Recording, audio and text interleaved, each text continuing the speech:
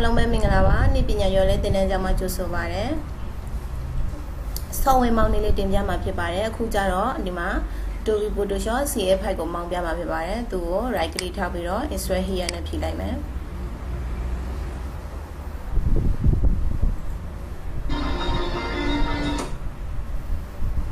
ဒါဆိုလို့ရှိရင်တော့ဒီမှာသူ့ကိုဖြည့်ထုတ်ပြီးထွက်လာတဲ့ဟာပေါ့နော်သူ့ကိုပဲမောင်းအောင်မှာဖြစ်ပါတယ်သူ့ကို20နေမယ် next yes ကိုနေပေးပါဒီမှာ start ကိုနေမယ်နော်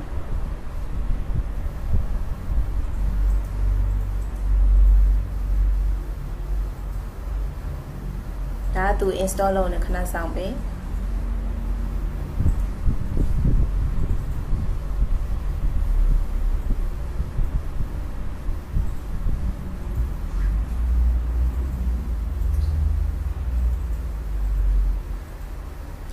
ဒီ Adobe Photoshop CS5 ကမောင်းရတာလွယ်ပါတယ်သူမှာဘာကီးမှလည်းမတောင်းဘူးဘာဆူရဲ့နံပါတ်မှလည်းမပါဘူးဒီတိုင်းပဲမောင်းလိုက်ရင်ရပါပြီ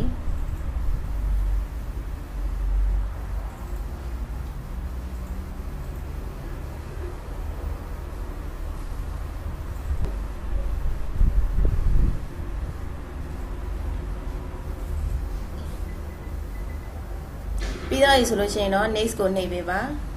ဒီမှာ insert နဲ့ဆုံလိုက်ဒါဆိုလို့ရှိရင်တော့သူ့ကိုမောင်းပြီးတော့ဖွင့်လိုက်ပါနော်